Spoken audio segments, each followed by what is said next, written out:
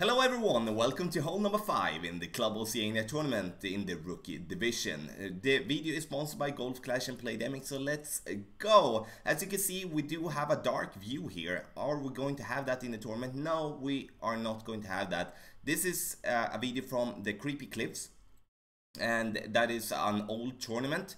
The hole is played exactly the same way. That's why I'm using this recording.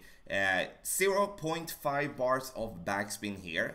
We are going to play with our short iron while we are playing from the front tee, and that is something that we normally don't do. I think this is kind of the only one that is played with a short iron in the whole game, if I'm not mistaken. We're going to adjust a little bit more than one ring here. The hole here is played downhill, which means that the ball is going to be affected a little bit more. And also, as you can see there, the bounce there needs to be bounced really high, as there is an elevation difference between the fairway where we bounce from towards the fringe and the green up top.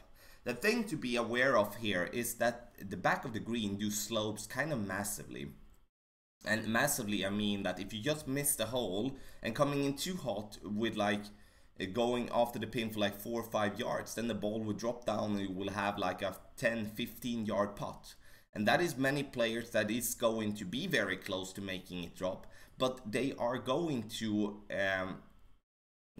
leave themselves with a very long putt. So as you can see, we just added just a tiny little bit of backspin, around 0.25 to 0.5 bars of backspin. Our opponent here is using a little bit of topspin instead, and I would stay away from topspin, especially if we would be having some tailwind. Having headwind will of course help us be stopping close to the pin.